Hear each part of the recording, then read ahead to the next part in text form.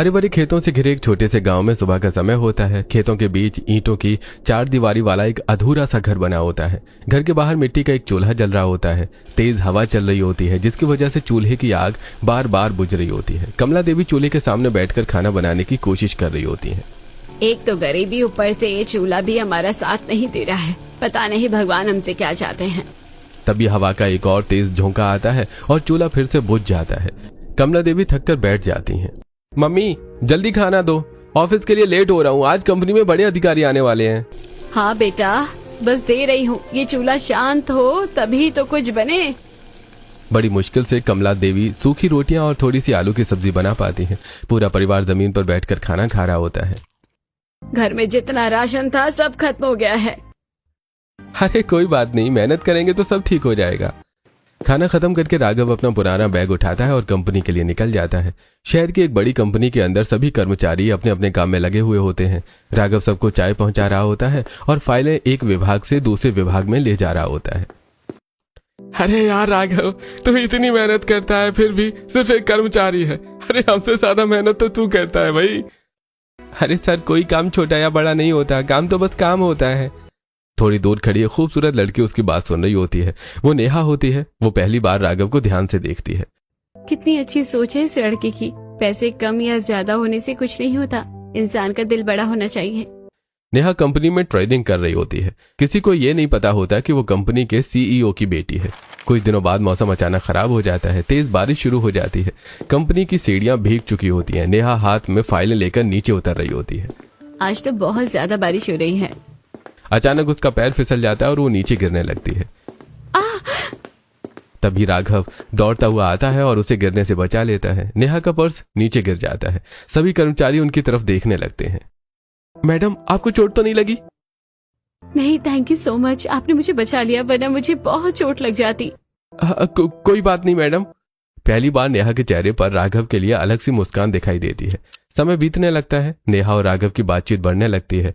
दूसरी तरफ राघव अपने दिल की बात किसी से नहीं कह पाता।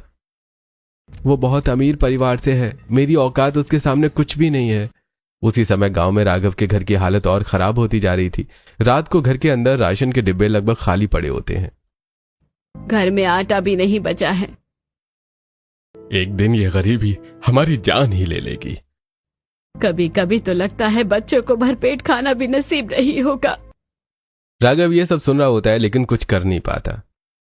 भगवान, बस इतना कर दो कि मेरे परिवार को भूखा न सोना पड़े। दूसरी तरफ कंपनी में मुकुल नाम का एक लड़का नेहा को पसंद करता होता है। वो देखता है कि नेहा अक्सर राघव से बातें करती है। इस राघव की हिम्मत कैसे हुई नेहा के करीब आने की। मुकुल की जलन दिन ब दिन बढ़ने लगती है। इसे मैं कंपनी से निकलवा कर ही रहूंगा। अगले दिन सुबह कंपनी में सभी लोग काम कर रहे होते हैं। मौका देखकर मुकुल नेहा का पर्स छुपा देता है और कुछ देर बाद, अरे मेरा पर्स कहाँ गया? अभी तो यही रखा था। सभी कर्मचारी इकट्ठा हो जाते हैं। तुम्हारा पर्स राघव ने चुराया होगा, यही तुम्हारा असिस्टेंट बना फिरता है ना? क्या? तुम्हें भी बहुत मजा आता है ना ऐसे दो कौड़ी के लोगों को अपने साथ रखने में। सभी लोगों की नजरें राघव पर टिक जाती हैं। राघव शर्मिंदगी से सिर झुका लेता है। सर, मैं कुछ भी कर सकता हूँ लेकिन चोरी कभी नहीं कर सकता। भले ही मैं गरीब परिवार से हूँ लेकिन मैं चोर नहीं हूँ। बस करो मुकुल, राघव सही कह रहा है। मुझे पता है कि ये क्या कर सकता है और क्या नहीं। राघव की आंखों में आंसू आ जाते हैं। वो बिना कुछ बोले वहां से चला जाता है। कंपनी के बाहर राघव अपने आंसू छुपाने की कोशिश कर रहा होता है। तभी उसके फोन पर एक मैसेज आता है। तुम जाना मत, ऑफिस के बाद मैं तुमसे मिलूंगी। मुझे तुमसे जरूरी बात करनी है। मैसेज पढ़कर राघव हैरान रह जाता है। उसके चेहरे पर हल्की सी मुस्कान आ जाती है। ऑफिस की छुट्टी हो जाती है। राघव गेट के पास खड़ा होकर नेहा का इंतजार कर रहा होता है। उसके चेहरे पर चिंता साफ दिखाई दे रही होती है। मैडम, मैंने आपका पर्स बिल्कुल भी चोरी नहीं किया है। अगर मैंने ऐसा किया हो तो आप मुझे अभी इस कंपनी से निकाल दो। नेहा आगे बढ़कर राघव के दोनों हाथ पकड़ लेती है। मुझे पता है राघव, तुमने ये सब नहीं किया है और ना ही तुम ऐसा कभी कर सकते हो। राघव हैरानी से उसकी तरफ देखने लगता है। कुछ पल दोनों की आंखें एक दूसरे से टकराती हैं। राघव, मुझे तुम बहुत अच्छे लगते हो। यह सुनकर राघव कुछ पल के लिए बिल्कुल चुप हो जाता है। पसंद तो मैं भी आपको करता हूँ मैडम, लेकिन आप एक सीईओ की बेटी हो और मैं एक गांव का गरीब लड़का। तुम्हें कैसे पता कि मैं सीईओ की बेटी हूँ? अरे, एक दिन मैंने आपको अपने पापा से बात करते हुए सुन लिया था। मुझे अमीरी गरीबी से कोई लेना देना नहीं है राघव, मुझे तुमसे प्यार हो गया है। प्यार तो मैं भी आपसे करता हूँ। तो चलो मुझे अपना गांव घुमाने लेकर चलो, मेरा भी मूड थोड़ा फ्रेश हो जाएगा। उस मुकुल के बच्चे ने मेरा पूरा दिमाग खराब कर दिया है। कुछ घंटों बाद दोनों गांव पहुंच जाते हैं। चारों तरफ हरे भरे खेत दिखाई दे रहे होते हैं। खेतों के बीच ईंटों का छोटा सा घर बना होता है। घर के बाहर चटाई बिछी हुई होती है। कमला देवी खेतों से ताजी सब्जियां तोड़कर लाई होती हैं। सबको खाना खिला रही थी। अरे बेटा, ये कौन है? मम्मी, ये मेरी दोस्त नेहा है। नमस्ते आंटी, खुश रहो बेटी, आओ हमारे साथ खाना खाओ। नेहा पहली बार जमीन पर चटाई पर बैठकर खाना खा रही होती है। कमला देवी अपने हाथों से उसे सब्जी और रोटी परोसती है। बेटा और सब्जी ले लो, आंटी इतना प्यार तो मुझे कभी नहीं मिला। नेहा को पूरा माहौल बहुत अच्छा लग रहा था। उसे पहली बार किसी गरीब परिवार में इतना अपनापन महसूस होता है। कुछ दिनों बाद नेहा अपने घर में बात करती है। उसके पापा अपने ऑफिस के कागज देख रहे होते हैं। पापा, मुझे एक लड़का पसंद है, मैं उसी से शादी करना चाहती हूँ। अच्छा, कौन सी बिजनेस फैमिली का है? क्या पोस्ट है उसकी? बता, मैं कल ही शादी की बात कर देता हूँ। पापा, वो हमारी कंपनी में काम करता है। अच्छा, कौन? राघव। कौन राघव? वही जो कंपनी में चाय और फाइलें पहुंचाता है? क्या कहा तुमने? वो सिर हिलाती है। अगले ही पल वो नेहा को जोरदार थप्पड़ मार देते हैं। तो हमारी इज्जत मिट्टी में मिलाना चाहती है? अरे उसका और हमारा कोई स्टैंडर्ड नहीं है। मैंने तुझे इतनी आजादी दी और तूने प्यार किया तो एक 2 कौड़ी के लड़के से। पापा, मैं उसी से शादी करूंगी। कभी नहीं। नेहा रोते हुए अपने कमरे में जाती है और वो अपना बैग पैक करती है और नीचे आ जाती है। अगर मैं शादी करूंगी तो सिर्फ राघव से। वो घर से बाहर निकलने लगती है। जा रही हो तो चली जाओ, लेकिन याद रखना, आज के बाद हमारा और तुम्हारा कोई रिश्ता नहीं रहेगा। अगर आप मेरे प्यार में मेरा साथ नहीं देंगे तो मैं आपके प्यार का वैसे भी क्या ही करूंगी। इतना कहकर नेहा घर छोड़ देती है। गांव के मंदिर में राघव उसका इंतजार कर रहा होता है। मैं कब से तुम्हारा इंतजार कर रहा हूँ। मम्मी पापा मान गए? नहीं, वो नहीं माने, मैं उन्हें छोड़कर आ गई हूँ। अरे कोई बात नहीं, एक ना एक दिन हम उन्हें मना ही लेंगे। दोनों भगवान के सामने एक दूसरे को वरमाला पहनाते हैं और मंदिर में शादी कर लेते हैं। शाम को नेहा पहली बार राघव के घर पहुंचती है। कमला देवी दरवाजे पर आरती की थाली लेकर खड़ी होती हैं। घर में स्वागत है बहू। बड़े प्यार से नेहा का गृह प्रवेश कराया जाता है। पूरा घर खुशियों से भर जाता है। अगली सुबह नेहा घर के बाहर मिट्टी के चूल्हे पर खाना बना रही होती है। चारों तरफ हरे भरे खेत दिखाई दे रहे होते हैं। खेतों में सबसे ज्यादा पंपकिन यानी कद्दू थे जो कि खराब थे और चूल्हा बार बार बुझ रहा था। यहाँ रोज का यही हाल है बहू, इतनी तेज हवा चलती है कि चूल्हा जल्दी जलता ही नहीं है। कोई बात नहीं मम्मी, इसका भी कुछ न कुछ जुगाड़ निकाल ही लेंगे। दोपहर को नेहा खेतों में खाद डाल रही होती है। उसकी नजर बड़े बड़े कद्दुओं पर पड़ती है जो कि खराब थे। एक कद्दू को हाथ में लेकर देखने लगती है। फिर उसकी नजर दूर रखे मिट्टी के चूल्हे पर जाती है जो हवा से फिर बुझ चुका होता है। अगर हवा चूल्हे तक पहुंच ही नहीं पाए तो? अचानक उसके चेहरे पर मुस्कान आ जाती है। क्यों ना मैं इस पंपकिन को अंदर से खाली करके इसके अंदर ही अपना एक चूल्हा बना दूं? चारों तरफ से ढका भी रहेगा और हवा भी नहीं आएगी। नेहा की आंखों में चमक आ जाती है। उसके दिमाग में एक अनोखा आइडिया जन्म ले चुका होता है। अगले दिन सुबह सुबह नेहा खेत में लगे सबसे बड़े पंपकिन को तोड़कर घर के बाहर ले आती है। कमला देवी और मोहन जी हैरानी से उसे देख रहे होते हैं। बहू, इतना बड़ा कद्दू क्यों उठा लाई? मम्मी जी बस 5 मिनट रुकिए, आपको एक कमाल दिखाती हूँ। नेहा एक बड़ा चाकू लेकर कद्दू का ऊपरी हिस्सा काटती है और फिर उसके अंदर का सारा गूदा और बीज निकालकर बाहर रख देती है। उसके बाद वो मिट्टी गोबर से लेपकर कद्दू जैसा आकार का चूल्हा बना देती है और गोल छेद बना देती है ताकि उसमें लकड़ियां डाली जा सके। अरे बहू, तू कद्दू से आखिर क्या करना चाहती है? बस देखते जाइए पापा जी। नेहा कद्दू के अंदर सूखी लकड़ियां भर देती है। फिर आग लगाकर उसके ऊपर कढ़ाई रख देती है। कुछ ही मिनटों में आग तेजी से जलने लगती है। अरे इस बार तो हवा से आग बुझ ही नहीं रही है। तेज हवा चल रही होती है लेकिन कद्दू चारों तरफ से आग को ढके हुए होता है, इसलिए चूल्हा आराम से जलता रहता है। देखा मम्मी जी, अब हवा चाहे जितनी चले चूल्हा नहीं बुझेगा। इतने सालों से हम यहाँ रह रहे हैं, हमें तो ये आइडिया कभी नहीं आया। नेहा खेतों से ताजी लौकी, टमाटर और हरी मिर्च तोड़कर लाती है और आराम से खाना बनाती है। दोपहर को सभी लोग घर के बाहर चटाई बिछाकर खाना खा रहे होते हैं। अरे मम्मी, नेहा ने हमारे साथ बहुत जल्दी एडजस्ट कर लिया, हमें भी उसका पूरा ध्यान रखना है। बेटा, नेहा जैसी लड़की तो हमें जीवन भर भी नहीं मिल सकती थी, जिसने अपना इतना बड़ा परिवार छोड़कर हम जैसे गरीबों को अपनाया। भगवान तुम दोनों की जोड़ी हमेशा सलामत रखे। मम्मी जी ऐसी बातें मत करिए। अमीर और गरीब तो इंसानों के बनाए हुए शब्द हैं। असली पहचान तो इंसान के दिल से होती है। यह सुनकर सभी के चेहरे पर मुस्कान आ जाती है। समय बीतने लगता है। नेहा रोज अपने पंपकिन वाली चूल्हे पर खाना बनाती है, खेतों से सब्जियां तोड़कर लाती है। पूरा परिवार मिलकर खेती बाड़ी करता है। दूसरी तरफ राघव पुरानी कंपनी छोड़ चुका होता है और अब दूसरी कंपनी में चाय पहुंचाने का काम कर रहा होता है। एक दिन गांव में एक 18 साल का लड़का इधर उधर भटक रहा होता है। उसके कपड़े धूल से भरे होते हैं और आंखों में आंसू होते हैं। मेरी मम्मी यहाँ आई है क्या? किसी ने मेरी मम्मी को देखा है क्या? वो हर घर पर जाकर यही सवाल पूछ रहा होता है। कुछ देर के बाद वो नेहा के घर पहुंच जाता है। मेरी मम्मी यहाँ पर आई है क्या? बेटा पहले बैठो, बताओ क्या हुआ? यहाँ एक बस रुकी थी, मैं और मेरी मम्मी टूर पर आए थे। मम्मी सामान लेने नीचे उतरी और मैं आइसक्रीम लेने चला गया। अब बस भी नहीं मिल रही है। ये कहते कहते विक्रम फूट फूट कर रोने लगता है। बेटा तुम्हारी मम्मी का फोन नंबर है? नहीं, मेरे पास कुछ भी नहीं है। कोई बात नहीं, पहले खाना खा लो। नेहा उसके लिए खाना लेकर आती है। विक्रम कई दिनों के भूखे बच्चे की तरह जल्दी जल्दी खाना खाने लगता है। दिन बीतते जाते हैं लेकिन विक्रम की मां का कोई पता नहीं चलता। धीरे धीरे वो परिवार के साथ घुल मिल जाता है। एक दिन सभी लोग साथ बैठे होते हैं। विक्रम अब से तुम हमारे परिवार के सदस्य हो। सच? हाँ राघव, तुम्हारे भैया हैं, मैं तुम्हारी भाभी हूँ और ये तुम्हारे मम्मी पापा। और अब इस घर से कहीं जाने की जरूरत नहीं है। विक्रम खुशी से नेहा को गले लगा लेता है। ठीक है भाभी। इसके बाद विक्रम खेती में हाथ बटाने लगता है, राघव की मदद करता है और पूरे परिवार का प्यारा सदस्य बन जाता है। लेकिन एक दिन अचानक उनकी जिंदगी में नई परेशानी आ जाती है। दोपहर के समय एक ठेकेदार कुछ लोगों के साथ वहां पहुंचता है। अरे मोहन जी, अब मैं जमीन का मालिक नहीं हूँ। अपना सामान पैक कर लीजिए और यहाँ से चले जाइए। अरे भैया कहाँ जाऊंगा मैं?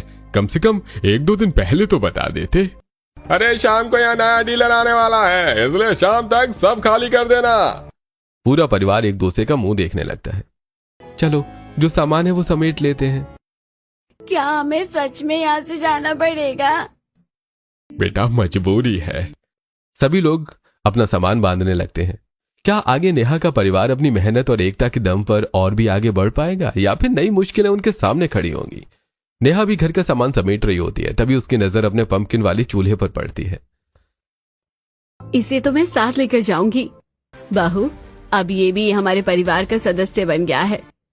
कम से कम जहाँ भी जाएंगे चूल्हे की समस्या तो नहीं होगी। शाम तक पूरा परिवार अपना सामान लेकर वहां से निकल जाता है। काफी दूर चलने के बाद सभी लोग एक शांत नदी के किनारे पहुंचते हैं। सामने बहता हुआ साफ पानी, चारों तरफ हरियाली और खुला आसमान दिखाई दे रहा होता है। आज रात यहीं रुकना पड़ेगा। भाभी, ये हमारा घर कहाँ होगा? नेहा नदी के किनारे अपनी पंपकिन वाला चूल्हा रखती है और दूर बहते पानी को देखने लगती है। शाम को सूरज धीरे धीरे डूब रहा होता है। मोहन जी, कमला देवी, राघव, नेहा और विक्रम अपना सामान लेकर खड़े होते हैं। चारों तरफ खुला मैदान और बहती हुई नदी दिखाई दे रही होती है। अब तो हमें यही नदी किनारे कोई जुगाड़ करना होगा। अभी हमारे पास कोई दूसरा सहारा नहीं है। सही कह रही हो, फिलहाल यहीं रहने का इंतजाम कर लेते हैं। सभी लोग मिलकर लकड़ियों, पुराने कपड़ों और तिरपाल की मदद से छोटा सा टेंट बना लेते हैं। कुछ ही देर में उनका छोटा सा घर तैयार हो जाता है। रात होने लगती है। नेहा अपने पंपकिन वाली चूल्हा पर खाना बनाने लगती है। दूसरी तरफ राघव और विक्रम पास के खेत से कुछ सब्जियां लेकर आते हैं। भाभी, आज तो ताजी लौकी और टमाटर मिले हैं। बहुत बढ़िया, आज स्वादिष्ट सब्जी भी बनेगी। कुछ देर बाद सभी लोग जमीन पर बैठकर साथ में खाना खा रहे होते हैं। भाभी, जब आप इतनी क्रिएटिव हो कि पंपकिन का चूल्हा बना दिया, तो क्यों ना नदी किनारे भी कोई नदी से मिलता जुलता चूल्हा बना दो। अरे अच्छा, ताकि तुम्हें भी पता चले कि तुम्हारी भाभी का टैलेंट कितना बड़ा है। क्यों ना फूल पत्ते वाला चूल्हा बनाओ। तुम मुझे चैलेंज कर रहे हो क्या? हाँ भाभी। अगली सुबह नेहा काम में लग जाती है। वो मिट्टी, सूखी घास, फूलों की पंखुड़ियां और पत्तियां इकट्ठा करती है। घंटों मेहनत के बाद वो एक सुंदर फूलों की आकृति वाला चूल्हा तैयार कर देती है। देखो कैसा लग रहा है।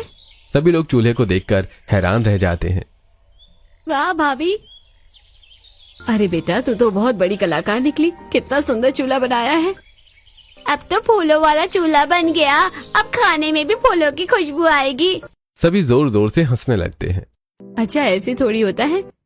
नदी से थोड़ी दूर एक गांव होता है, वहां कुछ खेत भी होते हैं। नेहा कभी कभी वहां से थोड़ी सब्जियां ले आती है और परिवार के लिए खाना बनाती है। लेकिन एक दिन नेहा खेत में टमाटर तोड़ रही होती है कि तभी एक औरत उसे देख लेती है। ए लड़की, तो फिर आ गई? रोज हमारे खेतों से सब्जियां तोड़ कर ले जाती है। आंटी जी, हम पास में ही रहते हैं, अभी हमारा कोई ठिकाना नहीं है, इसलिए थोड़ी सब्जियां ले जाती हूँ। फ्री की सब्जियां कि तेरे बाप ने लगाई है यहाँ? ये सुनते ही नेहा का चेहरा उतर जाता है। मेरे बाप पर जाने की जरूरत नहीं है, समझी? और अपनी ये 2 रुपयों की सब्जी अपने पास ही रखो। नेहा गुस्से में वहां से वापस लौट आती है। उसके बाद नेहा और विक्रम जंगल से फल, जंगली सब्जियां और खाने लायक चीजें इकट्ठा करने लगते हैं। एक दिन शाम को सभी लोग नदी किनारे बैठे होते हैं। बेटा, हमारे घर में आकर तू भी कितनी परेशान हो गई है ना? कहाँ तू अपने आलीशान घर में रहती थी और यहाँ हमारे साथ दर दर भटक रही है। कमला देवी की आंखों में आंसू आ जाते हैं। मम्मी, अब यही मेरा घर है, यहाँ सुख हो या दुख सब मेरा है। जहाँ आप लोग रहेंगे वहीं मैं रहूंगी। वाकई तू हमारे घर की लक्ष्मी है बेटा। नदी के दूसरी तरफ कुछ मछुआरे रोज बड़े बड़े जाल डालकर मछलियां पकड़ते हैं, लेकिन उन्हें एक समस्या हो रही होती है। नेहा के परिवार के टेंट से निकलने वाला धुआं और आसपास का कचरा नदी तक पहुंच जाता है, जिससे मछलियां दूसरी तरफ भागने लगती हैं। अरे जब से ये लोग आए हैं हमारे जाल में आधी मछलियां भी नहीं फंस रही हैं। अरे इनसे बात करनी पड़ेगी। अगले दिन कई मछुआरे एक साथ उनके टेंट के पास पहुंच जाते हैं। भैया, आप लोग एकदम से हमारे घर के अंदर क्यों आ रहे हो? थोड़ा पीछे होकर बात करो। अरे तुम्हारे इस घर की वजह से हमारी सारी मछलियां भाग जाती हैं। इससे क्या मतलब है आपका? अरे तुमने नदी किनारे घर बना लिया और तुम कचरा भी इसमें ही डाल देते हो, जिसके कारण मछलियां भाग गई हैं। अरे भाई जाओ यहाँ से, कहीं और जाकर अपना ठिकाना बनाओ। बात धीरे धीरे झगड़े में बदल जाती है। मछुआरे गुस्से में उनके टेंट तोड़ने लगते हैं। भाभी, हमारा टेंट तोड़ रहे हैं। अरे बेटा, लड़ाई मत करो, सामान उठा लो। कुछ ही मिनटों में उनका घर फिर उजड़ जाता है। मजबूरी में पूरा परिवार अपना सामान समेटने लगता है। नेहा अपने दोनों खास चूल्हों को संभाल कर उठाती है, एक हाथ में पम्पकिन वाला चूल्हा और दूसरे हाथ में फूलों वाला चूल्हा। भाभी, बाकी सामान छूट जाए लेकिन आपके चूल्हे नहीं छूटने चाहिए। बिल्कुल नहीं, ये भी तो हमारे परिवार के सदस्य हैं। सभी लोग अपना सामान लेकर आगे बढ़ जाते हैं। काफी देर चलने के बाद वे एक घने जंगल में पहुंचते हैं। वहां हरियाली तो होती है, लेकिन कुछ जगहों पर बड़े बड़े पेड़ कटे हुए दिखाई देते हैं। यहाँ तो लगता है कोई पेड़ काट कर गया है। हाँ, और काफी बड़े स्तर पर। जंगल के अंदर शाम का समय होता है। चारों तरफ ऊंचे ऊंचे पेड़ और हरियाली फैली हुई होती है। एक तरफ बरगद का एक बहुत बड़ा पेड़ कटा हुआ पड़ा होता है। नेहा अपने दोनों खास चूल्हे, पंपकिन वाला और फूलों वाला, उठाकर उसी कटे हुए बरगद के पास रख देती है। बहू, लगता है अब जहाँ तू जाती है तेरे चूल्हे भी वहीं पहुँच जाते हैं। मम्मी जी, ये भी तो हमारे परिवार का हिस्सा है। तभी नेहा की नजर कटे हुए बरगद के मोटे तने पर पड़ती है। अचानक उसके चेहरे पर मुस्कान आ जाती है। अरे, जब यहाँ पर 2-2 चूल्हे हैं तो क्यों ना जंगल का थीम का एक नया चूल्हा भी बना दूं? ये एक और चूल्हा। दूसरी तरफ राघव और विक्रम जंगल में घूम घूम कर लकड़ियां इकट्ठा कर रहे होते हैं। दोनों मिलकर मजबूत शाखाएं काटते हैं और थोड़ी ही देर में पेड़ों के बीच एक छोटा सा वुड हाउस तैयार करने लगते हैं। अरे विक्रम, अगर मेहनत करते रहेंगे तो यहाँ भी अच्छा घर बन जाएगा। हाँ भैया। उधर नेहा बरगद के कटे हुए तने के बीच में एक बड़ा सा छेद बना देती है, फिर उसके अंदर सूखी लकड़ियां भर देती है। राघव, मुझे थोड़ी और लकड़ियां चाहिए। ले लो। वैसे भी तुम्हारी कलाकारी का किसी को कुछ पता नहीं होता। तुम पता नहीं क्या देखकर क्या बना देती हो। नेहा लकड़ियां अंदर डालती है और आग जला देती है। कुछ ही देर में बरगद का तना एक शानदार चूल्हे में बदल जाता है। ऊपर आसानी से कढ़ाई रखने की जगह भी बन जाती है। अब तीनों चूल्हे एक लाइन में रखे हुए होते हैं। पहला पंपकिन वाला चूल्हा, दूसरा फूलों वाला चूल्हा और तीसरा बरगद की लकड़ी से बना जंगल थीम वाला चूल्हा। पूरा परिवार उन्हें देखकर हैरान रह जाता है। अरे वाह भाभी, आपने तो चूल्हों का पूरा कलेक्शन ही बना दिया। अरे मैंने तो अपनी जिंदगी में ऐसे चूल्हे कभी नहीं देखे। हमारी बहू तो बहुत ही बड़ी कलाकार निकली। भाभी तो घर की इंजीनियर निकली। सभी लोग हंसने लगते हैं। अरे मैं तो अपनी बीवी को पाकर बहुत खुश हूँ। अच्छा बस करो आप लोग। अगले दिन राघव, नेहा और विक्रम जंगल में खाने के लिए फल, जामुन और कुछ जंगली सब्जियां ढूंढने निकलते हैं। भाभी, यहाँ तो बहुत सारे जामुन लगे हुए हैं, ध्यान से गिर मत जाना। अब तो मैं जंगल का एक्सपर्ट बन गया हूँ। अरे हाँ, बस काम कम और बातें ज्यादा करता है। तीनों रास्ते भर हंसी मजाक करते रहते हैं। शाम को सभी लोग वापस अपने वुड हाउस के पास पहुंचते हैं। नेहा तीनों चूल्हों पर अलग अलग चीजें बनाना शुरू कर देती है। पंपकिन वाली चूल्हे पर सब्जी बन रही होती है, फूलों वाली चूल्हे पर रोटियां सिक रही होती हैं और बरगद वाले नए चूल्हे पर मीठी खीर पक रही होती है। खुशबू पूरे जंगल में फैल जाती है। बहू, आज तो पूरा जंगल महक रहा है। अरे लगता है जंगल के जानवर भी खाने पर आने वाले हैं। थोड़ी देर बाद सभी लोग नीचे चटाई बिछाकर बैठ जाते हैं। चारों तरफ हरियाली होती है। ऊपर पेड़ों की शाखाओं से छनकर चांदनी आ रही होती है और उन्होंने फोन की टॉर्च जला रखी होती है। वाह, ये तो सच में किसी ड्रीम जगह की तरह लग रहा है। चारों तरफ जंगल और हरियाली और बीच में हम सब साथ बैठकर खाना खा रहे हैं। मुश्किलें तो हैं, लेकिन परिवार साथ हो तो सब आसान लगता है। और अब कल से हम यहाँ अपनी खेती भी शुरू करेंगे। हाँ सच? हाँ पापा जी, जंगल के इस खाली हिस्से में सब्जियाँ लगाएंगे, फिर किसी के सामने हाथ फैलाने की जरूरत नहीं पड़ेगी। भगवान हमारी बहू पर हमेशा अपनी कृपा बनाए रखना। सभी लोग मुस्कुराते हुए खाना खाने लगते हैं। अगले दिन सुबह सुबह जंगल में पक्षियों की चहचहाहट सुनाई दे रही होती है। वुड हाउस के सामने बने तीनों चूल्हों के पीछे खाली जमीन पड़ी होती है। राघव और विक्रम फावड़े लेकर मिट्टी खोद रहे होते हैं। विक्रम, अगर हम इस जमीन को तैयार कर लें तो अपनी सब्जियां खुद उगा सकेंगे। हाँ भैया। नेहा भी उनके साथ काम कर रही होती है। वो बीजों की थैली लेकर खड़ी होती है और दोनों की बीज पकड़ाती जाती है। यहाँ लौकी डाल दो और इस तरफ टमाटर। सभी लोग मिलकर जमीन में बीज डालते हैं, खाद मिलाते हैं और पानी भी देते हैं। समय तेजी से बीतता है। कुछ महीनों बाद वो जमीन हरी भरी सब्जियों से भर जाती है। टमाटर, लौकी, कद्दू, बैंगन और हरी मिर्च की फसल लहला रही होती है। उसी दौरान एक और खुशखबरी पूरे परिवार को मिलती है। अरे मैं दादी बनने वाली हूँ। सच में बहू? जी पापा जी। यह सुनकर पूरे परिवार में खुशी की लहर दौड़ जाती है। बेटा, अब तुझे ज्यादा काम करने की जरूरत नहीं है, थोड़ा अपने ऊपर भी ध्यान दे। कोई बात नहीं मम्मी जी, ऐसे समय में भी थोड़ा काम करना चाहिए, शरीर अच्छा रहता है। ठीक है, लेकिन मैं तेरे साथ काम करूंगी और तू मुझे मना नहीं करेगी। ठीक है मम्मी जी। अब कमला देवी और नेहा साथ मिलकर खेती का काम करती हैं। पीछे हरी भरी फसल लहरा रही होती है। वुड हाउस के बाहर उन्होंने छोटे से सोलर सिस्टम और बैटरी का इंतजाम कर लिया होता है, जिससे एक पंखा चलने लगता है। शाम को पूरा परिवार पंखे के नीचे बैठा होता है। तीनों चूल्हों पर ताजा खाना बन रहा होता है। पंपकिन वाले चूल्हे पर सब्जी, फूलों वाले चूल्हे पर रोटियां, बरगद वाले चूल्हे पर खीर। भाभी, अब तो हमारा जंगल वाला घर किसी रिजॉर्ट से कम नहीं लगता। अरे बस रिसोर्ट में इतना प्यार नहीं मिलता। सभी लोग हंसते हुए साथ खाना खाने लगते हैं। अगले दिन से नेहा अपने मोबाइल से वीडियो बनाना शुरू करती है। कैमरा सबसे पहले उनकी खेती पर जाता है। देखिए दोस्तों, ये हमारी अपनी सब्जियों की खेती है। फिर वो अपने तीनों चूल्हे दिखाती है। और ये है मेरे 3 स्पेशल चूल्हे। पहला पंपकिन वाला, दूसरा फूलों वाला और तीसरा बरगद के पेड़ से बना जंगल थीम चूल्हा। फिर वो वुड हाउस भी दिखाती है। और ये हमारा छोटा सा वुड हाउस है जहाँ हम सब रहते हैं। धीरे धीरे उसकी वीडियो सोशल मीडिया पर लोगों को पसंद आने लगती हैं। हजारों लोग उसे फॉलो करने लगते हैं। वीडियो के नीचे ढेर सारे कमेंट्स आने लगते हैं। वाह, हरे भरे खेतों के बीच 3-3 अलग अलग चूल्हे कितने सुंदर लग रहे हैं। ऐसे चूल्हे बनाने के लिए बहुत दिमाग चाहिए। आपकी लाइफ कितनी सुंदर और प्राकृतिक लगती है। नेहा हर कमेंट का जवाब देती है। हमने जंगल में अपना रास्ता खुद बनाया है और अब जंगल ही हमारा घर बन गया है। कुछ ही हफ्तों में उसकी वीडियो लाखों लोगों तक पहुंच जाती है। सबसे ज्यादा चर्चा उसके 3 अनोखे चूल्हों की होने लगती है। एक दिन शहर के कुछ लोग उसके घर पहुंचते हैं। देखिए मैडम, हमने आपकी वीडियो देखी थी, हमें आपके ये चूल्हे बहुत पसंद आए। जी? हम दुनिया की अनोखी चीजों को संग्रह करने वाली एक कंपनी से हैं। हम आपके ये चूल्हे खरीदना चाहते हैं। भैया, ये चूल्हे मैंने अपने घर के लिए बनाए थे, ये बिकाऊ नहीं है। जितने पैसे चाहो ले लो। हमारी गरीबी में इन्हीं चीजों ने हमारा साथ दिया है। इन्हीं की वजह से हम कभी भूखे नहीं सोए। मैं इन्हें नहीं बेच सकती, चाहे आप कितने भी पैसे दे दो। ठीक है, अगर चूल्हे नहीं बेच सकती तो मेरे पास एक और प्रस्ताव है। कैसा प्रस्ताव? हमारी कंपनी को ऐसे ही यूनिक और रचनात्मक डिजाइनों की जरूरत है। हमें आप जैसे टैलेंटेड लोगों की तलाश रहती है। क्या आप हमारे लिए काम करेंगी? मतलब नौकरी? जी हाँ, और अच्छी सैलरी के साथ। कुछ दिनों के बाद नेहा उस कंपनी के लिए काम करना शुरू कर देती है। अब वो अलग अलग रचनात्मक डिजाइनों पर काम करने लगती है, लेकिन उसकी जिंदगी नहीं बदलती। शाम को वो शहर के वापस जंगल में अपने परिवार के पास लौट आती हैं। वो अपने तीनों चूल्हों पर खाना बनाती है। पूरा परिवार पंखे के नीचे बैठकर खाना खाता है। नेहा, अब तो तुम बड़ी डिजाइनर बन गई हो।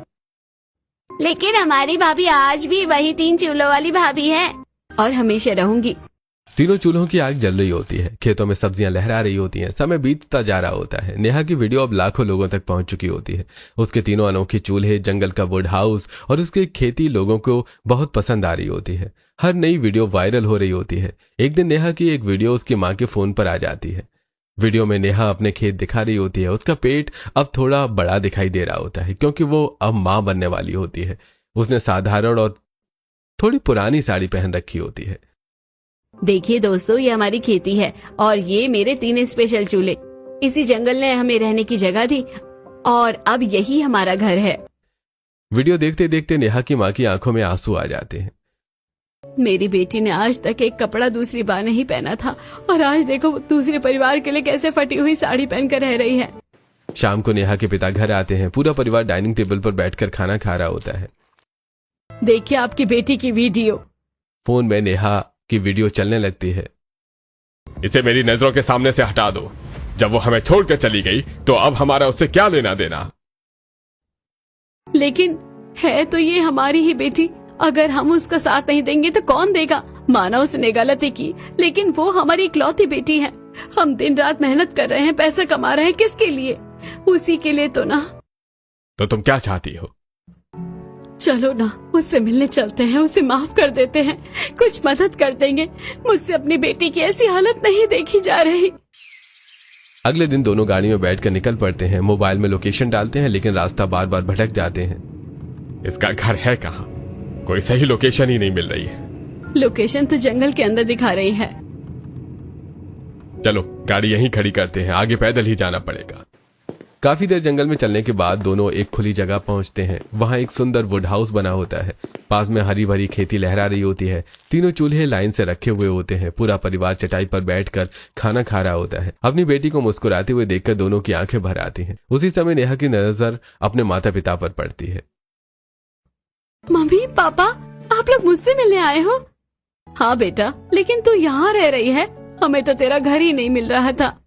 मम्मी, घर दीवारों से नहीं बनता, घर इंसानों से बनता है और यही मेरा पूरा परिवार है। ये सुनकर कमला देवी और मोहन जी भी उनके पास आ जाते हैं। भाई साहब, हमें माफ कर दीजिए। हमारे बेटे की वजह से आपकी बेटी आपको छोड़कर यहाँ आ गई। अरे इसमें आपकी कोई गलती नहीं है। आप भी माँ बाप है और हम भी। बच्चों को प्यार हो गया और उन्होंने अपना रास्ता चुन लिया। कुछ देर बाद नेहा के पिता अपनी जेब से एक चेक निकालते हैं। उस चेक पर 1 करोड़ लिखा होता है। बेटा, तू माँ बनने वाली है। अब तेरी ऐसी हालत नहीं देखी जाती। ये पैसे रख ले और शहर में एक अच्छा घर खरीद दे। पापा, मैं अपने परिवार के साथ बहुत खुश हूँ। अगर आप मुझे कुछ देना चाहते हैं तो एक काम कर दीजिए। क्या? ये जो जंगल की जमीन है, इसे हमारे नाम करवा दीजिए ताकि अब कोई हमें यहाँ से निकाल ना सके। यही हमारा परमानेंट घर बन जाए। नेहा के पिता कुछ पल सोचते हैं और फिर ठीक है बेटा, ये काम मैं जरूर करूंगा।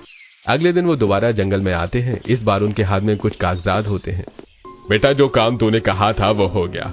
अब ये पूरी जमीन तुम्हारे नाम है। नेहा खुशी से कागज देखती है और अपने माता पिता के गले लग जाती है। थैंक यू सो मच पापा। Thank you mummy. खुश रहो बेटा। अब वो जंगल हमेशा के लिए उनका घर बन जाता है। वहां उनकी खेती और भी बड़ी हो जाती है। वुड हाउस मजबूत बन जाता है। तीनों चूल्हे आज भी वहीं जलते हैं। राघव, नेहा, विक्रम, कमला देवी और मोहन जी मिलकर खुशी खुशी रहते हैं। नेहा अपनी नौकरी भी करती है, वीडियो भी बनाती है और अपने परिवार के साथ हर शाम खाना भी खाती है। धीरे धीरे उनका संघर्ष सफलता की कहानी बन जाता है। क्या नेहा का फैसला सही था कि उसने अपने अमीर परिवार की सुख सुविधाओं को छोड़कर प्यार और अपनापन देने वाले परिवार को चुना? कमेंट में अपनी राय जरूर बताइएगा।